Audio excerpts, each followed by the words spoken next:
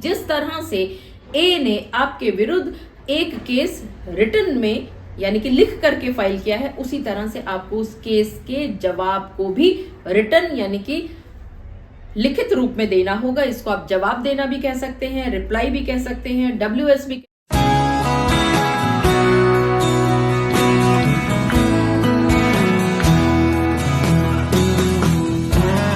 जब आपके द्वारा दायर किए गए केस का संबंध द्वितीय पक्ष को मिल जाता है तो उसके बाद जो काम सबसे पहले करना होता है वो होता है उस दायर की गई पिटीशन का जवाब, जिसको रिप्लाई भी कह देते हैं, WS भी कह देते हैं या रिटन स्टेटमेंट भी कह दिया जाता है। लेकिन एक सवाल सभी के मन में आता है कि ये जो जवाब कोर्ट में दाखिल करना है, इसको किस किस तरह से कोर्ट में जमा किया जा सकता है। जी हाँ, आप सभी ने बिल्कुल ठीक समझा। आज आप सभी के साथ मैं रिटन स्टेटमेंट को जमा करने के तरीके इत्यादि के बारे में विस्तार से चर्चा करूंगी। मैं एडवोकेट मोहिनी मोना आप सभी का पुनः स्वागत करती हूं और आप सभी देख रहे हैं आप सभी का पसंदीदा चैनल मोहिनी मोना एडवोकेट। अगर आपने मेरे इस चैनल को अभी तक सब्सक्राइब ना किया हो या आप मेरे इस चैनल के लिए नए हैं तो इसको जल्दी से जल्दी सब्सक्राइब कर दीजिएगा ताकि आपको इसी तरह के लीगल इन्फॉर्मेटिव वीडियोस की नोटिफिकेशन सबसे पहले मिल सके। अब देखिए, अगर एक पक्ष को द्वितीय पक्ष से किसी भी बात को लेकर के कोई भी नाराजगी है या उसको उसके द्वारा किए गए किसी कार्य से आपत्ति है तो ऐसे में वो कोर्ट में एक केस दायर कर दिया करती है और उसकी कॉपी द्वितीय पक्ष के पास पहुंच जाया करती है, ये बताने के लिए कोर्ट के द्वारा कि देखिए फला फला व्यक्ति ने आपके ऊपर फला फला केस किया है तो इसका जवाब देने के लिए आप कोर्ट में फला फला डेट को उपस्थित हो जाएं।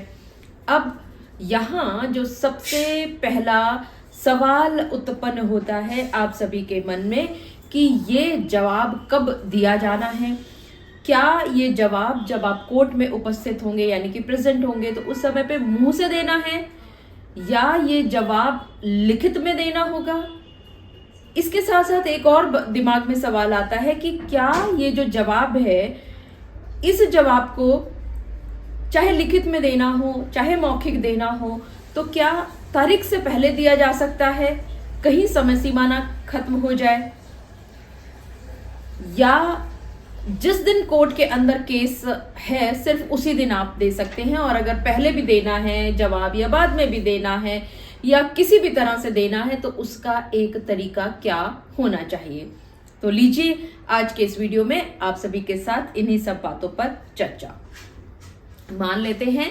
कि आप बी हैं और ए ने आपके विरुद्ध कोर्ट में एक केस दायर किया था। आपके पास कोर्ट से समन्स आ गए हैं जिसमें ये बात लिखी हुई है बहुत क्लियरली कि फला फला तारीख को आपको स्वयं या अपने वकील साहब के साथ उपस्थित होना है जवाब लेकर के। अब आपको ये जवाब कब देना है ये कंफ्यूजन है आपको, तो सबसे पहले तो मैं आप सभी को बता दूं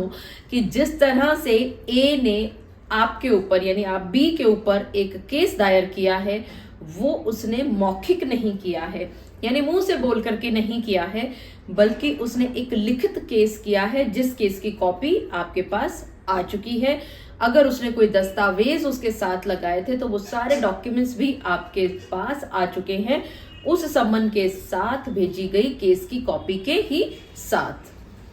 तो जिस तरह से उसने एक केस दायर किया आपके खिलाफ लिखित में यानी कि रिटन, उसी तरह से आपको भी जवाब मौखिक या ओरल नहीं देना है बल्कि आपको भी उसी की तरह से एक लिखित जवाब दावा कोर्ट में दायर करना होगा ताकि वो कोर्ट रिकॉर्ड का हिस्सा बन सके और जब आपकी प्रोसीडिंग्स आगे चले तो उसको पढ़ा जा सके। मान लेते हैं कि आपको आज 25 अक्टूबर 2023 को एक केस की कॉपी मिली है जो कि ए ने फाइल किया था और इसमें अगली तारीख है जुलाई 2024 की और आपको ये लगता है कि इतना समय क्यों जाया करना है और वैसे भी अगर इतने समय तक आप रुके रहे तो जो आपकी समय सीमा थी, जिस समय सीमा के अंदर आपको जवाब दावा कोर्ट में फाइल करना था वो निकल चुकी होगी। तो तो अब ऐसी स्थिति में आपको डेट से पहले जवाब दावा कोर्ट में दाखिल करना है। तो इसका तरीका क्या होगा, सुनिएगा। सबसे पहले तो आप अपने वकील साहब के साथ मिलकर के उनको मेन जवाब बनवा देंगे, टाइप करवा देंगे। इसके बारे में अगले वीडियो में विस्तार से चर्चा करेंगे कि कैसे आपने जवाब दावा तैयार करना होता है। आपने जवाब दावा तैयार कर लिया, अब आप पहुंचते हैं कोर्ट में, और कोर्ट में जो रीडर साहब बैठे हैं उनको बताते हैं कि आपके केस में फला जुलाई 2024 की तारीख है और आप इसमें ये जवाब दावा तैयार करके लेकर के आए हैं और फाइल करना चाहते हैं। तो मैं आपको बता दूं कि आपका जवाब दावा कोर्ट रिकॉर्ड का हिस्सा नहीं बनेगा, क्योंकि आपको इस जवाब दावे का एडवांस कॉपी द्वितीय पक्ष यानी कि जो आपकी ए है पार्टी जिसने केस फाइल किया था उसको या उसके वकील साहब, दोनों में से किसी एक को कॉपी सर्व करानी होगी। ध्यान से सुनिएगा फिर से कि आपको कोर्ट में जवाब दावा दाखिल करने से पहले उस केस की जवाब दावा तैयार करके या तो ए के घर के एड्रेस पर या उनके वकील साहब के एड्रेस पर आपको रजिस्टर्ड एडी या स्पीड पोस्ट के जरिए आपको भिजवाना होगा। और वो जो स्पीड पोस्ट या रजिस्टर्ड एडी या कुरियर, जिस भी विधि से आप भेज रहे हैं उनको ये जवाब दावे की कॉपी, उसको संभाल करके रखना होगा। उसकी फोटोकॉपी आपको करवा लेनी होगी। उसकी फोटोकॉपी को आप कोर्ट में जब जवाब दावा दाखिल कर रहे हैं तो उस समय पे प्रूफ ऑफ सर्विस के तौर पर आपको जमा करना होगा,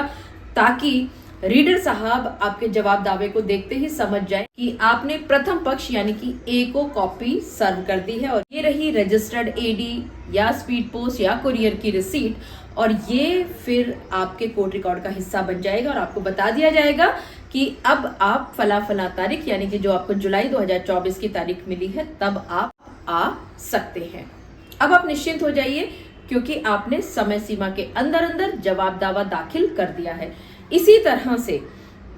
आप सभी ने इस बात का ध्यान रखना है कि अगर आपकी समय सीमा जवाब दावा जमा करने की खत्म हो रही है तो आपने ऐसे ही डेट का इंतजार नहीं करना है, बल्कि पहले से जवाब दावा को जमा करना है प्रूफ ऑफ सर्विस के साथ। इसके साथ साथ एक और तरीका भी होता है कि जिस दिन आपको तारीख मिली है, मान लेते हैं आपकी छोटी सी तारीख है 1 महीने 15 दिन की, तो आपको लगता है कि समय सीमा भी खत्म नहीं हो रहा है और आप तारीख पर ही जाकर के इसका जवाब या रिप्लाई जमा करना चाहते हैं, तो आप कोर्ट में उपस्थित होंगे जिस दिन आपकी डेट लगी हुई है। जब आपके केस में आवाज लगे ए वर्सेस बी, तो आपने कोर्ट में जज साहब के सामने खड़ा होना है, आप बी की जगह पर खड़े होंगे। और जब ए पक्ष से कोई भी व्यक्ति आता है या उसका वकील आता है, तो आप यहाँ पर जो ओरिजिनल कॉपी है जवाब दावे की यानी रिप्लाई यानी WS या रिटर्न स्टेटमेंट की, वो आपने कोर्ट में जज साहब को देनी है, और उसकी जो फोटो कॉपी है वो आपने ए पक्ष को या उनके वकील साहब जो भी उपस्थित हो उस समय पर उनको देनी है। और ये बात जिस समय पर जज साहब उस दिन का डेली ऑर्डर लिखवा रहे होंगे, तो उसके अंदर आपने ऑर्डर शीट में ये चीज मेंशन करवा देनी है, बार बार याद कराते हुए कि जज साहब copy supplied to A, copy supplied to A. ये आपने तब तक कहना है जब तक कि ये डेली ऑर्डर शीट में लिखी ना जाए। मुझे पूरा विश्वास है कि आप सभी को मेरे आज के इस वीडियो के माध्यम से एक बात भली भांति पता चल गई होगी कि जिस तरह से ए ने आपके विरुद्ध एक केस रिटन में यानी कि लिख करके फाइल किया है, उसी तरह से आपको उस केस के जवाब को भी रिटन यानी कि लिखित रूप में देना होगा। इसको आप जवाब देना भी कह सकते हैं, रिप्लाई भी कह सकते हैं, WS भी कह सकते हैं या रिटन स्टेटमेंट भी कह सकते हैं। और अगर आपने इस जवाब दावे को डेट से पहले कोर्ट में जमा करना है तो आपको प्रूफ ऑफ सर्विस के साथ कोर्ट में जमा करना होगा। और अगर आप डेट पर पहुंचते हैं तो आपको प्रूफ ऑफ सर्विस नहीं दिखानी है, बल्कि आपको